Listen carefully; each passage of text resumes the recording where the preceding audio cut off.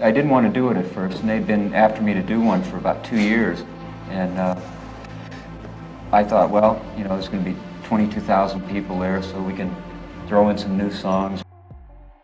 Ricky Nelson was the teen heartthrob of the 1950s, super famous, totally adored, and living what looked like the dream life. But when he suddenly passed away in a tragic plane accident, most folks figured he left behind nothing but bills and sad memories. Well, surprise. His family soon discovered something nobody saw coming, a hidden treasure so huge, it basically turned them into millionaires overnight. So how did this once-forgotten rock star end up leaving behind such a jaw-dropping fortune? Stick around because things are about to get seriously interesting and a little wild. Ricky Nelson's early life and rise to fame. Ricky Nelson didn't just dip his toes into showbiz, he basically cannonballed in at birth.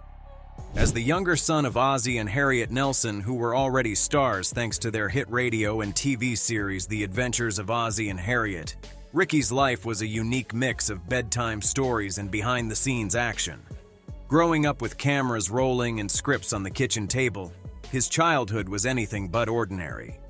Originally named Eric Hilliard Nelson, Ricky got his first unofficial taste of fame alongside his big brother David when their parents decided to trade in their successful music careers for something a little less nomadic: radio. During the 1940s, the Nelsons became regulars on The Red Skelton Show. But when Skelton was called into service in 1944, Ozzie saw his chance. With some clever thinking, he launched The Adventures of Ozzie and Harriet on the airwaves that same year.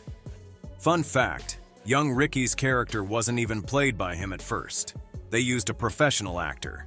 Fast forward to the early 50s, and television was the new kid on the block. ABC, eager to bring its radio darlings to the small screen, approached the Nelsons, who by then were practically America's next-door neighbors. To test the waters, the whole family starred in the 1952 movie Here Come the Nelsons, which was such a hit that Ozzie managed to snag a pretty sweet 10-year TV deal with ABC, one that guaranteed money whether the show stuck around or not. Talk about knowing how to work a contract. When the TV version of The Adventures of Ozzie and Harriet premiered in October 1952, Ricky officially took his place in front of the camera. But this wasn't your average sitcom. The Nelsons filmed in a house made to look just like their own, giving the show a fun, real-life twist that had viewers feeling like they were watching their actual neighbors. And as the boys grew up and got married, their real-life wives even joined the cast. Here's where things really got interesting. Ozzie realized rock and roll was taking over and saw that Ricky had some serious musical chops. In 1957, Ricky sang Fats Domino's I'm Walkin' during an episode, and fans completely lost it, in the best way possible. That TV moment launched Ricky's music career, and Ozzie helped him land a new deal with Imperial Records, where Ricky got the kind of creative control most artists could only dream about back then. Looking back on his unconventional childhood, Ricky once told the Saturday Evening Post, "Maybe I missed part of growing up, but we weren't forced into it. It was our decision. I always knew what I wanted to do." He also added that Ozzie and Harriet were our parents first, reminding everyone that behind all the cameras they were still just a family. Even though The Adventures of Ozzie and Harriet aired its last episode in 1966, it held the record as the longest-running live-action comedy for years. And while It's Always Sunny in Philadelphia has matched it in seasons, it's still got a long way to go in episodes. The Nelsons' legacy lives on, proving their adventures are still far from over. They're just waiting for the next rerun. The height of Ricky Nelson's musical career and personal struggles. Ricky Nelson didn't just step into the spotlight, he practically helped build the stage.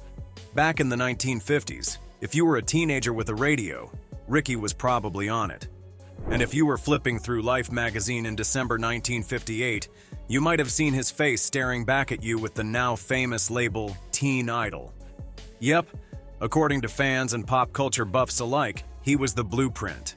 With his guitar, smooth voice, and dreamy looks, Ricky had young fans absolutely swooning, and his records flew off the shelves like cupcakes at a bake sale. Musically, Ricky wasn't just some passing phase. His very first single, a cover of Fats Domino's I'm Walkin', backed with A Teenager's Romance, hit number 2 on the Billboard Hot 100. Not bad for a debut, right? That kick-started a hit parade of songs like Bebop Baby, Lonesome Town, and Hello Mary Lou. He even snagged a couple of #1 singles, Poor Little Fool in 1958 and Travelin' Man in 1961. His first album, Ricky, topped the charts in 1957, and several more followed, keeping his fans well fed with feel-good tunes. By 1961, Ricky decided it was time to grow up, at least in name, and rebranded himself as Rick with the album Rick is 21. The fans didn't seem to mind. They stuck with him through the name change and beyond. But Ricky wasn't just about music. Like many stars of that era, he dabbled in acting too. His film roles in Rio Bravo, 1959, and The Wackiest Ship in the Army, 1960, earned him some solid nods, and his on-screen charm matched his musical talent. By all accounts, Ricky seemed to be living the dream. Chart-topping records, movie star status, and teenage fan mail by the truckload. However, life behind the scenes wasn't nearly as smooth. Ricky's love life, especially his marriage to Kristen Harmon, who later went by Chris Nelson, was more roller coaster than fairy tale. The two tied the knot in April 1963 in what Ricky would later describe as a shotgun wedding. Translation: Kristen was expecting, and things moved quickly. They ended up with 4 kids, including twins Matthew and Gunnar, who would later follow in their dad's footsteps with their band Nelson. While the early days of their marriage may have seemed golden, things got rocky as the years rolled on. By the mid-1970s, cracks were starting to show. Career pressures, personal differences, and Kristen's struggles with drinking made things tense. Their 1982 divorce played out under the public eye, and according to those close to them, it was emotionally exhausting and financially draining for Ricky. In a candid interview, son Matthew Nelson didn't sugarcoat their family's story. "Here's the reality of it," he shared. "Our mom was a pretty heavy drinker. Our parents had a pretty heavy divorce. Our dad was gone, paying for everything and being Peter Pan. So Gunnar and I had each other, and we had our music. That sense of brotherly solidarity and creative passion would carry the twins through a lot, including their own wild ride through the music industry." Even before the family drama reached its peak, Ricky was already struggling to stay on top of the music charts. By the late 60s and early 70s, tastes had shifted. New genres were taking over, and British bands were dominating. Ricky had a few late-in-the-game hits, including Garden Party in 1971, but the huge commercial success of his earlier years didn't return. Still, he didn't throw in the towel. In the early 80s, Ricky gave it another go, hoping to recapture some of that magic. He even returned to using Ricky and released a compilation album, Ricky Nelson, All My Best. He hit the road with his early music hero Fats Domino, playing to crowds full of fans who still remembered him fondly. As for Matthew and Gunnar, their parents' rocky relationship didn't stop them from chasing their own music dreams. In 1990, they burst onto the scene as Nelson, complete with flowing blonde hair and pop rock anthems like Can't Live Without Your Love and Affection and After the Rain. They were everywhere, MTV, radio, magazines, and their model-worthy looks only added to the hype. But despite the fame and the record sales, the twins weren't exactly sitting on piles of cash at the start. By the time the record company finally pushed the go button on us, Matthew said, we were down to $16 in our joint account. Our dad had been dead for a few years, and we were kinda almost, to be honest, living in our cars and crashing on couches. Not exactly the rock star lifestyle people imagined, but their determination and sibling bond paid off big time. They sold millions of records and got to live out the dream Ricky had once lived himself.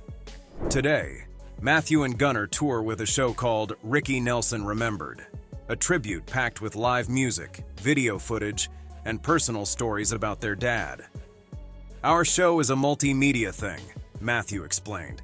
We've got interview footage from him, and people like Chris Christopherson, Paul McCartney, and John Fogerty. And we've kind of put it together to where it's songs, it's videos, it's stories, because we have some great stories about our pop. But they're clear about one thing. They're not trying to replace their dad or pretend to be him. "We really don't try to be him," Matthew said. "We're not counterfeit Rickies. We play the songs and play them with respect, and you can feel that connection between father and son." While Ricky Nelson's personal life had its challenges, from a tough marriage to career ups and downs, his legacy hasn't faded. Thanks to his kids and their deep love of music, his songs and stories are still very much alive and well. The decline of Ricky Nelson's career and his tragic death. By the early 70s, Ricky Nelson was in a bit of a musical pickle. The guy who once ruled the charts suddenly found himself trying to keep up with a world that had traded pompadours for mop tops. His 1972 tune, "Garden Party," gave him a little comeback moment, peaking at number 6 on the Billboard Hot 100. And fans got a sweet reminder that Ricky still had some musical magic left. But that spark didn't exactly turn into a wildfire. Once British bands like the Beatles and the Rolling Stones took over the airwaves, Ricky's rockabilly vibe started to feel a little vintage. He kept touring and performing, but fresh hits were few and far between. Instead, he leaned into the classics, playing the golden oldies his longtime fans came to hear. Then came December 31st, 1985, a date that took a heartbreaking turn. Ricky was flying into Dallas for a New Year's Eve concert, but his plane, a rather elderly Douglas DC-3, wasn't exactly the star of the skies. According to folks who knew him, like musician Roy Upton, Ricky and his band weren't exactly thrilled about that plane. KTBS reporter John Graber later shared, "Members of Ricky Nelson's band had complained about this particular one, wondering what was going to fall off next. As it turned out, those concerns weren't unfounded. Mid-flight near DeKalb, Texas, the plane caught fire. Despite efforts to make an emergency landing, the aircraft crashed into a wooded area about 35 miles west of Texarkana. The loss was devastating. Ricky, his fiancée Helen Blair, and 5 members of his band were killed. Only the pilot and co-pilot survived, though they suffered serious burns. In the aftermath, the rumor mill spun into overdrive. Some news outlets and investigators floated the idea that someone on board had been using something they shouldn't have. Roy Upton, who had booked Ricky's final show just days before at his club in Alabama, pushed back hard on that speculation. He told reporter T.W. Starr that those claims didn't line up with the facts and hurt Ricky's legacy. After an 18-month probe, the National Transportation Safety Board concluded that the fire most likely started from a faulty heater. Despite some toxicology reports showing trace substances, officials found zero evidence of use during the flight and no related items in the wreckage. Ricky's last performance, where he sang "Garden Party" one final time, was at Upton's club, and he reportedly played "Just for the Door." Fans still remember that final curtain call, keeping Ricky's memory alive with every nostalgic replay. The legal battles over Ricky Nelson's estate. When Ricky Nelson left the stage for the final time, most people figured his legendary run, both musically and financially, was over. After all, the man who crooned "Travelin' Man" and "Poor Little Fool" had already cemented his place in pop culture history. Many assumed all he left behind for his family were fond memories, stacks of old vinyl, and maybe a few keepsakes. But here's where the plot twist comes in. Ricky's family ended up smack in the middle of a long, dramatic legal roller coaster with the music industry, and what they discovered was a hidden treasure trove that even die-hard fans didn't know existed. It all kicked off when Nelson's estate, run by the Nashville-based Nelson LLC, decided to take a closer look at his royalty payments. Spoiler alert, the numbers weren't adding up. As they peeled back the financial layers, they found some eyebrow-raising issues with how Ricky's royalties from international music streams were being handled. That's when they realized there might be some creative accounting going on behind the scenes. And by creative, we mean not so great for Ricky's heirs. In 2018, Nelson's estate took the leap and filed a class action lawsuit against Sony Music Entertainment. Their gripe? Sony had been using something called an intercompany charge that, according to the suit, allowed the label to quietly scoop up as much as 68% of international streaming revenue before calculating the artist's cut. Translation: a lot of money that should have gone to the estate was getting rerouted, and not in a fun road trip kind of way. The estate didn't hold back. Basically, the money from foreign streams was getting passed around Sony's global subsidiaries. Think Sony Music UK, Sony Music Australia, etc. And the artists weren't seeing their fair share. The estate argued that Sony's foreign branches weren't independent third parties, but simply extensions of Sony itself, making the whole charge idea more than a little sketchy. Sony, of course, had a different take. In legal filings, the company claimed it denies all allegations of wrongdoing, fault, or liability, or that it has acted improperly in any way. Still, they knew that dragging this thing through court could turn into a never-ending drama, with sky-high legal bills on both sides. After some back and forth, and a pause to bring in a professional mediator, both parties eventually reached a settlement. And it wasn't small potatoes. Sony agreed to cough up $12.7 million into a common fund to be shared among eligible artists who joined the class action suit, Ricky's estate included. But the real game changer? Sony also agreed to boost future royalty payments on international streaming revenue by a whopping 36%, going all the way back to July 1st, 2019. That 36% bump may sound like a nice bonus, but according to court filings, it meant many millions of dollars more for the artists involved. In a world where streaming rules the music industry, that kind of long-term increase could have a major impact. The legal documents even admitted that the settlement provided substantial and significant relief to class members, while eliminating the risk, expense, and uncertainty associated with protracted, contested litigation through trial and appeals. The legal team handling Nelson's estate estimated that this settlement could affect hundreds, if not thousands, of Sony artists. So while Sony kept insisting they hadn't done anything wrong, the hefty payout and retroactive royalty increases suggested that, at the very least, something wasn't exactly right in the royalty department. Here's where it gets even juicier. This wasn't the first time Ricky Nelson's family had to fight tooth and nail for royalties.